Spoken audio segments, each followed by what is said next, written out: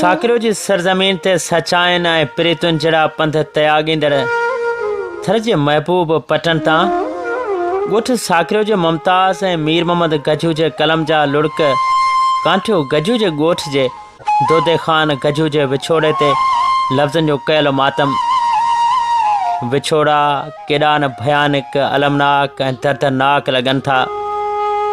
ही विछोड़ा जेके ख़ुशियुनि जूं बाज़ारूं ख़ाली करे छॾनि था ऐं ही विछोड़ा जेके तमनाउनि जी मुंडी मरोटे छॾनि था।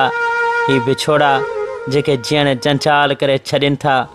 अलाए छो न विछोड़नि खे को बि विछोड़ो न आहे आयो। ही बेमुंदाइता मौत, ही बेमुंदाइता विछोड़ा ऐं अचानक आयल ख़बरुनि जूं उॾारूं तुंहिंजो ज़िंदगी जे सभिनी ॿारुनि खे त लुटे वञनि थियूं, पर जीवन पंध जा ॾींहं एॾा त ततल ऐं कोसा महसूसु कराए वञनि थियूं जिन ॾींहंनि खे घारण बि हाणे ॾाढो औखो थो लॻे।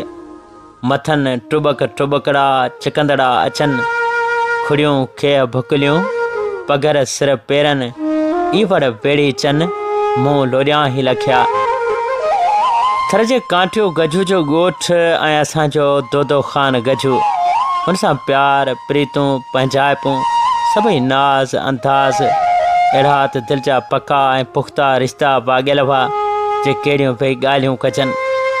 कराची जे शहर में प्यार पंहिंजाइपूं ऐं मोहबतूं अर्पे पंहिंजो रोज़गार कंदड़ असांजो दोदो ख़ान गजू तुंहिंजो हाणे त असां वटि न आहे रहियो, पर हुनजो अनेक सारोणियूं यादूं, हुन सां गॾु गुज़ारियल पल पहर कचहरियूं ट्रक ऐं यादगिरियूं अॼु बि अंदरि जो वॾो अहसासो आहिनि।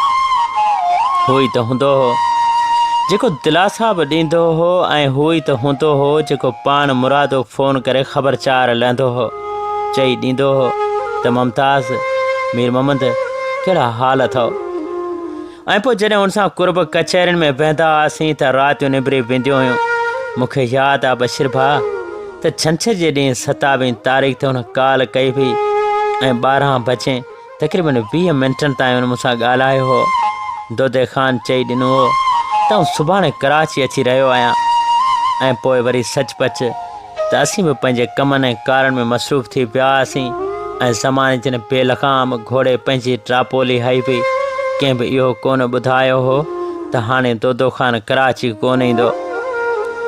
बसि ईअं वक़्त जा पल ईअं सिरकी चुका हुआ हथ आङिरियुनि मां, पतो ई न पियो हो। ऐं पोइ हिकिड़ी शाम लड़ी हुई, 4 वॻे जो टाइम थी चुको हो ऐं उहा ई तारीख़ हुई 27 तारीख़ ऐं छंछर जो ॾींहुं हो ऐं तक़रीबन शाम 4 वॻे धर कॉल आई हुई ऐं चयो वियो हो त हा दोदो ख़ान विछड़ी चुको आहे, हुनखे दिलि जो अटैक थी वियो आहे। छा इहो आवाज़ असांजे कननि ताईं पहुतो हो। सारो कतार अखियुनि मां लुड़क लड़ी पिया हुआ। सभई तमनाउनि जूं मीना बाज़ारूं लुटी वियूं हुयूं ऐं हसरतुनि जा सभई ताजमहली शहर वीरान थी चुका हुआ। असीं उजड़ी चुका हुआसीं हिकु खन पल जी दुनिया में। ऐं पोइ मूंखे यादि आहे त असीं हितां खां ॻोठ कांटियो निकिरी चुका हुआसीं। उते पहुतासीं त हिकु नौजवान माण्हूअ जो विछोड़ो, सो बि अहिड़े माण्हूअ जो विछोड़ो जंहिंजे चपनि ते सदाईं मुर्कूं हुजनि, ट्रैक हुजनि, जंहिंजे चपनि ते सदाईं दिलासा हुजनि ऐं कंहिंजे लाइ बि के गरम लफ़्ज़ न हुजनि। सदाईं पंहिंजे चपनि ते माखी जी मिठास जहिड़ा निकोर अहसास सजाए जीअंदड़ सूर्य सचो ऐं बहादुर भाउ दोदो ख़ान गजू इन फ़ानी जान खे अलविदा चई चुको हो।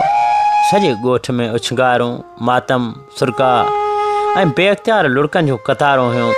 ऐं पोइ मूंखे यादि आहे त 28 तारीख़ ते हुनजो जनाज़ो थियो हो।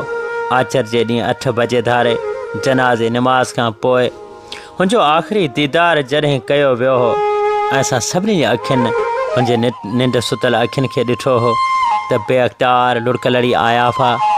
सचमुच त उहो मंज़र बशीर भाउ अॼु बि मूंखां नथो विसरे। अॼु बि हुनखे बेअख्तियार यादि कंदा आहियूं, अॼु बि हुनखे सारींदा आहियूं।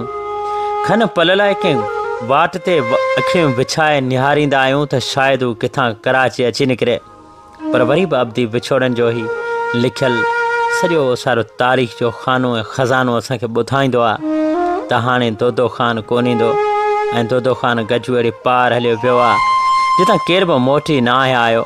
बसि सिर्फ़ु ऐं सिर्फ़ु ई सिटूं रहिजी पयूं आहिनि त जा हुई जीअरी विरची न वेठी वञी भूअं बेठी सारी देखे सजणे। तू छोड़ा समय ज़माना है ज़माना है ज़माना तू लुटा से खुशी जा खजाना है ज़माना